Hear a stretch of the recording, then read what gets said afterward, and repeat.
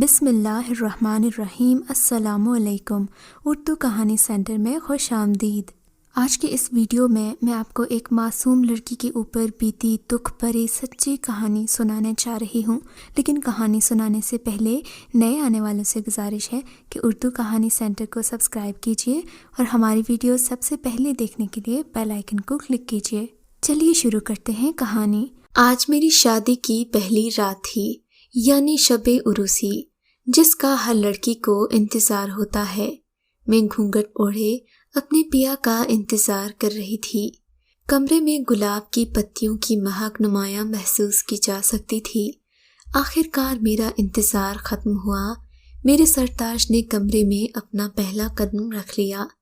وہ قدم تو جیسے میرے دل پر پڑا تھا۔ آہستہ قدموں سے چلتے ہوئے وہ میرے پاس آیا اور میرا گھونگھٹ اٹھایا، مگر گھونگھٹ اٹھاتے ہی جیسے نظریں اس پر پڑی، اس کا مسکراتا چہرہ اچانک سے سنجیدہ ہو گیا اور وہ ایک دم تل ملا کر اٹھ کھڑا ہوا۔ میں بھی اسے دیکھتے ہی حیران ہو گئی۔ میں نے اسے پہلی نظر میں پہچان لیا تھا، شاید وہ بھی مجھے پہچان چکا تھا۔ وہ فوراً ہی بولا، تم یہاں کیسے؟ تم میری بیوی کیسے ہو سکتی ہو؟ اس کی باتیں سنتے ہی میرے رونگٹے کھڑے ہو گئے۔ مجھے لگا جیسے وہ ابھی مجھے طلاق دے دے گا۔ مجھ میں کوئی جواب دینے کی ہمت نہیں تھی۔ آنکھوں میں نمی سی تیرنے لگی۔ احمد غصے سے بھر چکا تھا۔ میری جانب دیکھ کر بول رہا تھا، تم یہاں کیسے آئی؟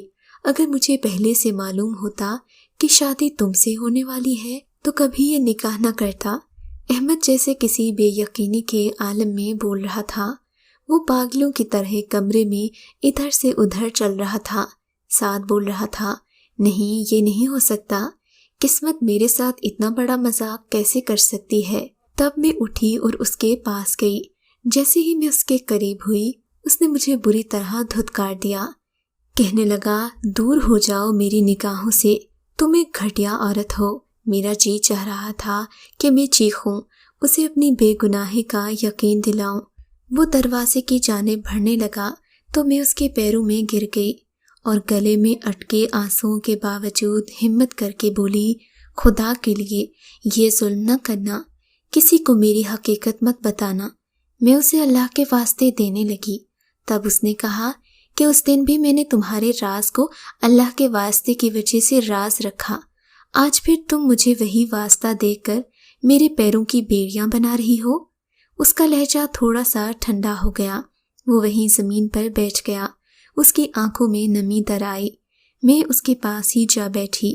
اسے اس رشتے پر افسوس ہو رہا تھا۔ میرے سامنے وہ بے بس اور لاچار آدمی کی طرح بیٹھا تھا۔ اس کی یہ حالت دیکھ کر مجھے اور رونا آ رہا تھا۔ میں سوچ بھی نہیں سکتی تھی کہ شادی کے بعد کی زندگی اتنی بھیانک بھی ہو سکتی ہے۔ وہ خاموش ہو گیا، بالکل جیسے ایک دم جھاگ کی طرح بیٹھ گیا ہو۔ پھر اچانک سرد لہجے میں بولا، صرف ایک شرط ہے، اگر تم مجھے اپنے ماضی کے بارے میں ایک ایک لفظ بتا دو گی تو میں تمہیں بیوی مان لوں گا، مگر خبردار اگر تم نے مجھ سے جھوٹ بولنے کی کوشش کی۔ میں نے خدا کا شکر ادا کیا کہ مشروط ہی صحیح امید کی کوئی کرن نظر تو آئی۔ تب میں نے اسے اپنے ماضی کے بارے میں بتانا شروع کیا۔ میں ایک درمیانے سے بھی نچلے طبقے کے گھرانے سے تعلق رکھتی ہوں۔ میرے والدین انتہائی نیک دل انسان تھے۔ ابا کے چہرے پر بڑی بڑی سفید داڑھی تھی۔ وہ 5 وقت کے نمازی تھے۔ میری ماں بھی محلے کی شریف عورت تھی، ہمیشہ سر پر دوپٹہ اوڑھے رکھتی، نماز کی بے حد پابندی کرتی۔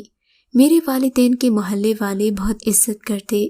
اماں کو سب ساجدہ خاتون کہہ کر پکارتے اور ابا کو سب بڑے اور بچے بابا جی کہہ کر بلاتے تھے۔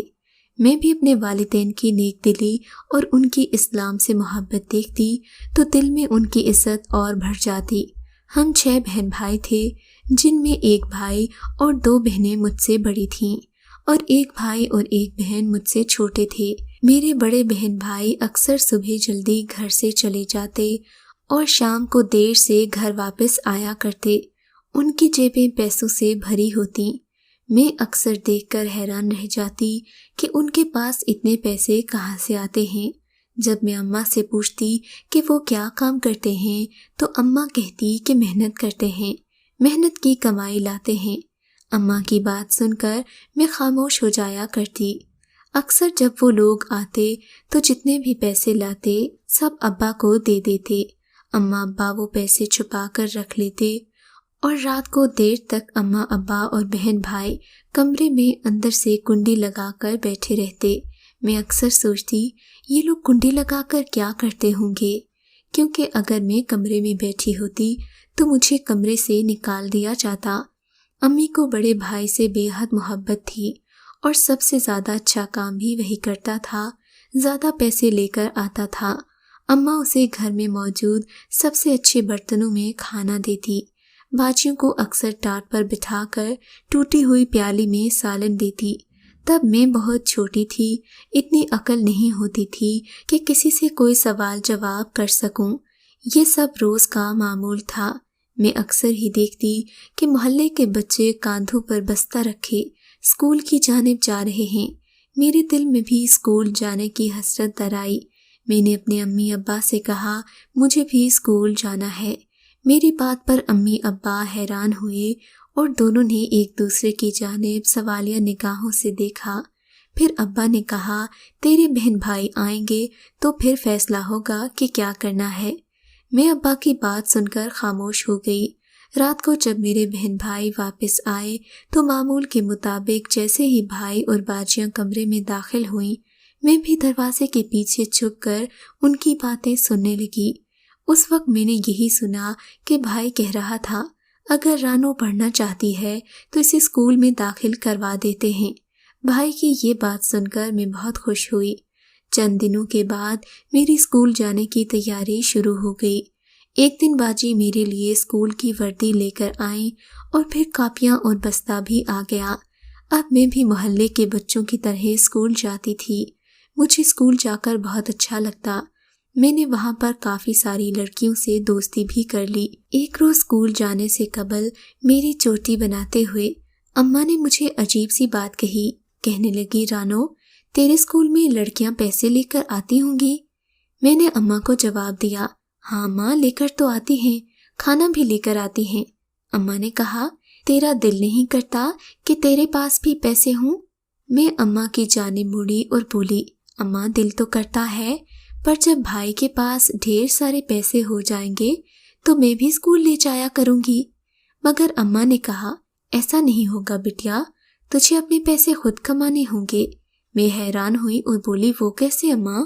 تب اماں نے کہا اگر کسی کے بیگ میں تجھے پیسے ملیں یا کسی کی کتاب میں پڑے ہوں تو چپ کر کے اپنے پاس رکھ لینا، وہ بھی تیرے ہی پیسے ہیں۔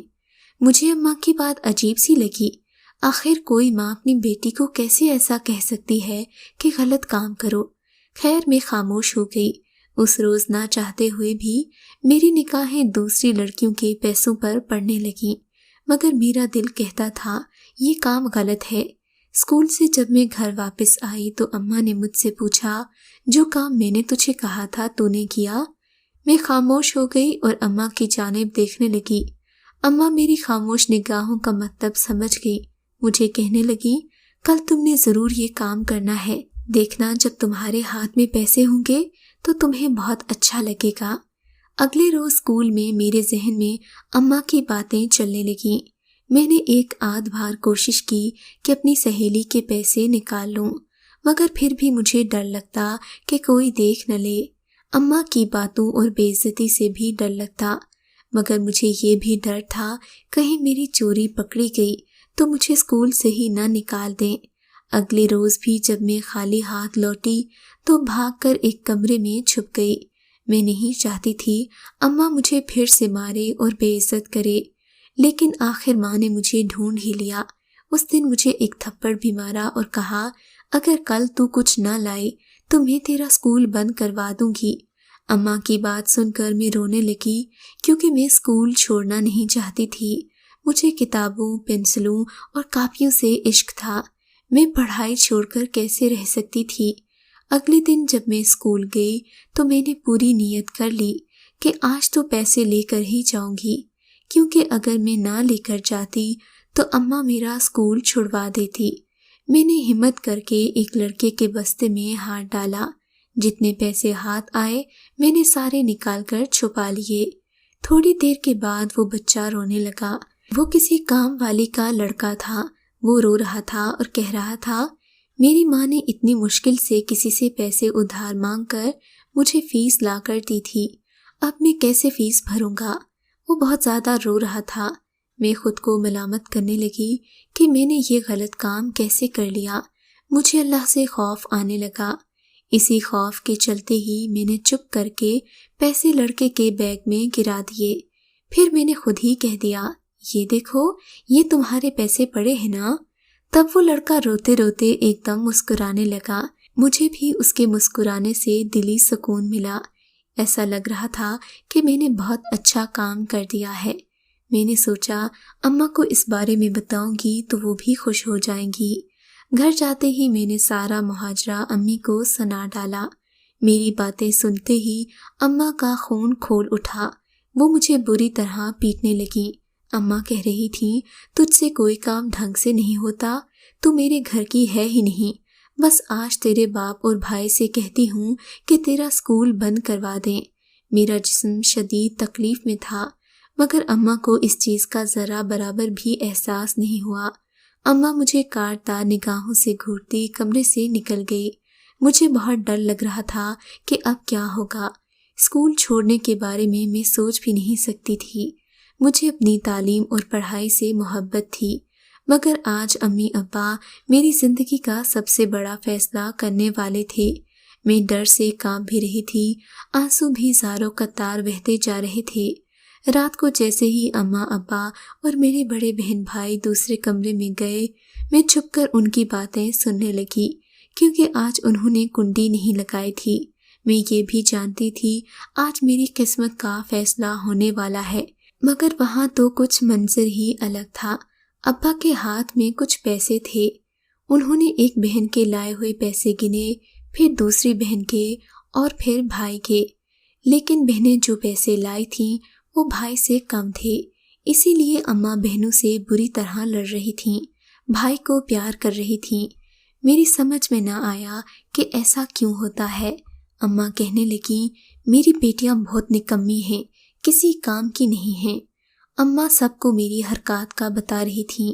پھر اماں نے کہا، دیکھو میرا بیٹا کتنا اچھا ہے، روز لوگوں کی جیبوں سے ڈھیروں پیسے لے کر آتا ہے۔ اماں کی باتیں سن کر میں ہکا بکا ہو گئی۔ اب مجھے پتہ چلا کہ اماں مجھے چوری کرنے کا کیوں کہتی ہے۔ میرے بھائی بہن کیوں گھر دیر سے آتے ہیں؟ ہمارا گھرانہ شروع سے ہی یہی کام کرتا تھا۔ شاید اسی کام کی وجہ سے ہمیں 3 وقت کی روٹی نصیب تھی۔ میرے والدین اور بہن بھائی جیب کترے تھے، یہ جان کر میرا دکھ 7ویں آسمان پر پہنچ چکا تھا۔ آج ان سب کے مکروہ چہرے میرے سامنے آ چکے تھے۔ میرے سر پر جیسے آسمان آ گرا تھا۔ میں نے کبھی سوچا بھی نہیں تھا کہ میرے نمازی، پرہیزی اور سادہ والدین کے چہروں کے پیچھے اس قسم کے شیطانی ارادے چھپے ہوں گے۔ اماں نے ابا کو بتایا کہ آج اسکول میں ہونے والے واقعے کے بعد وہ مجھے اسکول سے ہٹانا چاہتی ہیں۔ یہ سن کر میرا دل چاہا کہ میں زور زور سے روؤں، لیکن اگر میں ایسا کرتی تو شاید اماں مجھے اور زیادہ مارتی۔ میں سچائی کا گھونٹ گلے میں اتارنے کی کوشش کرتی رہی۔ اب میں جانتی تھی میں کبھی اسکول نہیں جا پاؤں گی۔ میں روز دروازے کے پیچھے چھپ کر ان کی باتیں سنتی۔ اکثر پہلے اماں ابا پیسے گنتے، پھر باجیاں اور پھر بھائی کمرے میں جاتے تو جو پیسے کم لاتا اماں اسے خوب لان تان کرتی اور مارتی۔ ایک روز اماں نے مجھے باتیں سنتے دیکھ لیا۔ پہلے تو سب مجھے وہاں دیکھ کر پریشان ہو گئے۔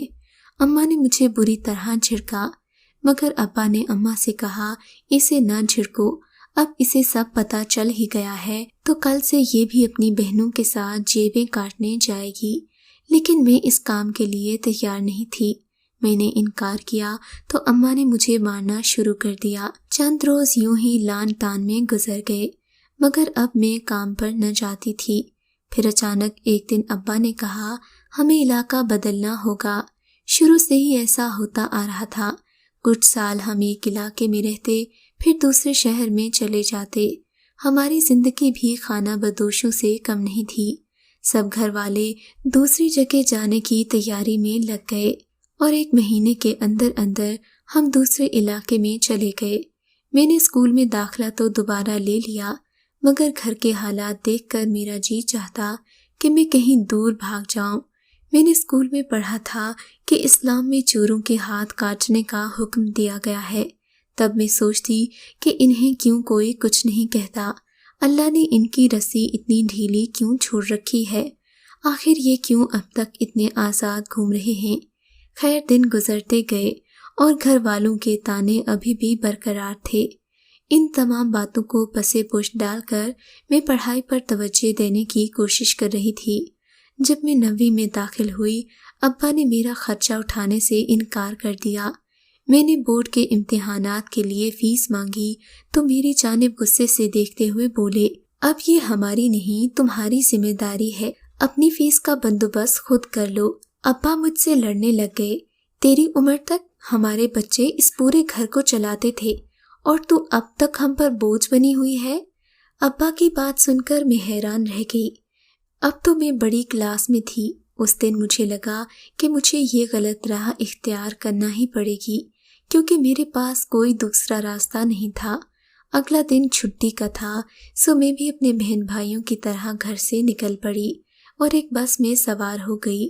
بس کسی اسٹیشن پر رکی، تب میں نے ہمت کر کے ایک لڑکے کی جیب میں ہاتھ ڈال کر پیسے نکالنے کی کوشش کی۔ مجھے لگا فوراً کسی نے میرا ہاتھ پکڑ لیا ہو۔ میرے ہاتھ پاؤں کانپنے لگے۔ وہ ہاتھ اسی لڑکے کا تھا جس کے میں پیسے نکالنے لگی تھی۔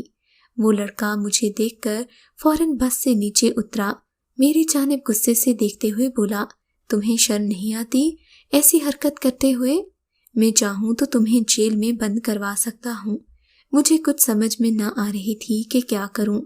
پسینے میں شرابور میں اس کے سامنے کھڑی ڈر سے کانپ رہی تھی۔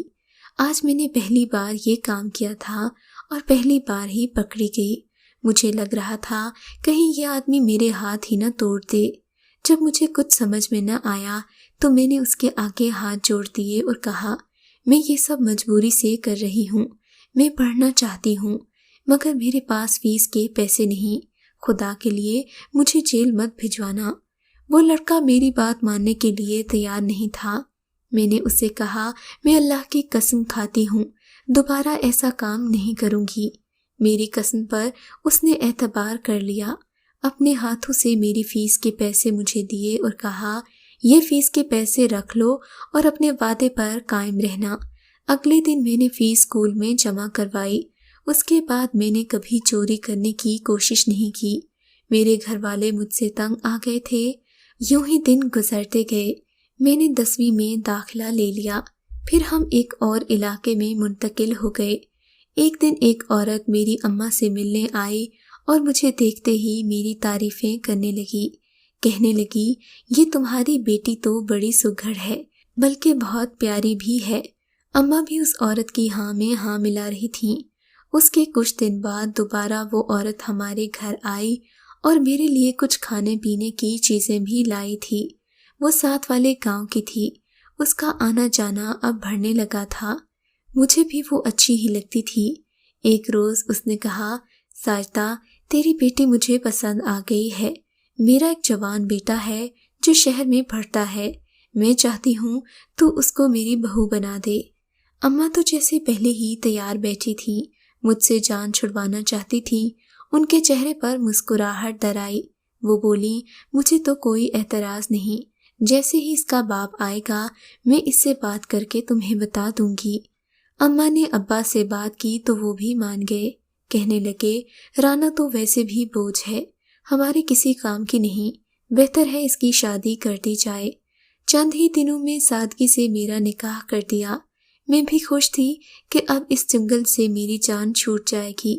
میں نے دولہے کو نہیں دیکھا تھا، نہ ہی دولہا نے مجھے دیکھا تھا۔ اب آپ کو اپنے شوہر کے روپ میں دیکھ کر حیران ہوں کہ آپ وہی ہیں جس کی جیب سے میں نے پیسے نکالنے کی کوشش کی۔ میری باتیں سن کر احمد کو مجھ پر یقین ہونے لگا۔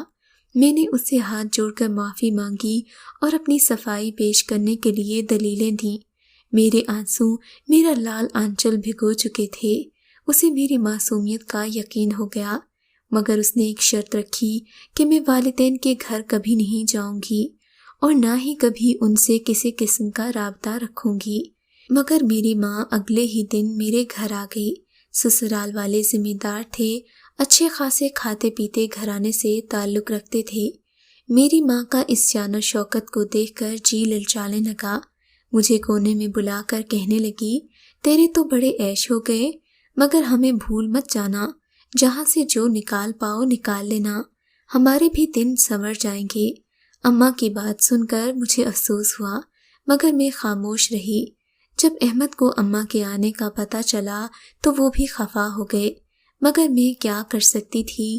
اماں میری ساس کی سہیلی بن چکی تھی، ان کا آنا جانا بڑھ گیا تھا۔ ایک روز میرے کمرے میں احمد کی گھڑی پڑی تھی، جسے اماں نے چپکے سے اپنے پرس میں ڈال لیا، مگر جیسے ہی احمد کمرے میں آیا اماں اس سے نظریں چرانے لگیں۔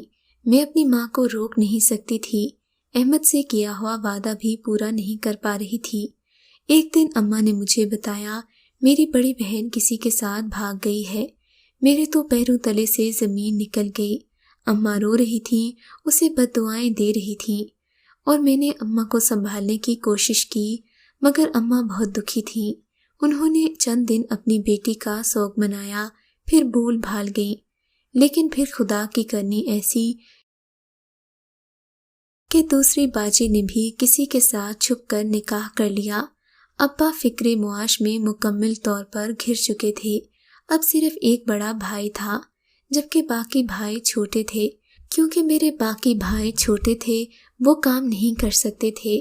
میں بھی ماں باپ کے گھریلو حالات کی وجہ سے کافی فکر مند رہنے لگی تھی، مگر میرے ہاتھ پاؤں بندھے ہوئے تھے، میں ان کی کوئی مدد نہیں کر سکتی تھی۔ ایک روز اچانک میرا بھائی چوری کرتے ہوئے بازار میں پکڑا گیا۔ جس آدمی کے وہ پیسے نکال رہا تھا، اس آدمی نے اسے بہت مارا۔ ساتھ ہی ارد گرد کے نوجوان بھی جمع ہو گئے، سب نے اسے مار مار کر لہولہان کر دیا۔ پھر کسی نے اسے ایسی ضرب لگائی کہ وہ زندگی سے ہاتھ دھو بیٹھا۔ اماں تو جیسے بھائی کی موت کے بعد پاگل سی ہو گئی تھی۔ مجھے یاد ہے اماں بھائی سے بے حد محبت کرتی تھی، مگر اب وہ نہ کسی سے بات کرتی، نہ ہی کوئی کام کرتی۔ ابا بھی بیٹے کا دکھ دل سے لگائے بیٹھے۔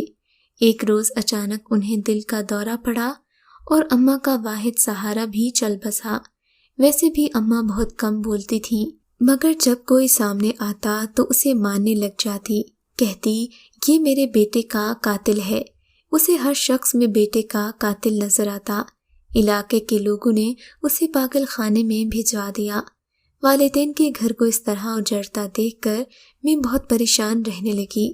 میرے دو بہن بھائی بالکل اکیلے ہو گئے تھے۔ ان کے مستقبل کے بارے میں بہت فکر مند تھی۔ ایک دن اچانک احمد انہیں اپنے ساتھ لے آیا۔ یہ دیکھ کر میرے دل میں ان کی قدر و منزلت اور بڑھ گئی۔ اب وہ دونوں گلیوں میں دھکے نہیں کھاتے، بلکہ ہمارے ساتھ رہتے ہیں اور اچھے اسکولوں میں پڑھتے ہیں۔ احمد ان کے تمام تر اخراجات اٹھا رہے ہیں۔ میں اور احمد مل کر ان کی پرورش کریں گے، انہیں ایک اچھا انسان اور ذمہ دار شہری بناؤں گی جو دوسروں کے محافظ بنیں گے، نہ کہ لٹیرے۔ میں نے والدین اور بہن بھائیوں کے گناہوں کا سایہ بھی کبھی ان دونوں پر نہیں پڑنے دیا اور نہ ہی پڑھنے دوں گی۔ اگر آپ کو ہماری کہانی اچھی لگی ہے تو اردو کہانی سینٹر کو سبسکرائب کیجیے اور ہماری ویڈیوز سب سے پہلے دیکھنے کے لیے بیل آئیکن کو ضرور کلک کیجیے۔ اور ہاں، کامنٹ سیکشن میں اپنی رائے کا اظہار کرنا مت بھولیے گا۔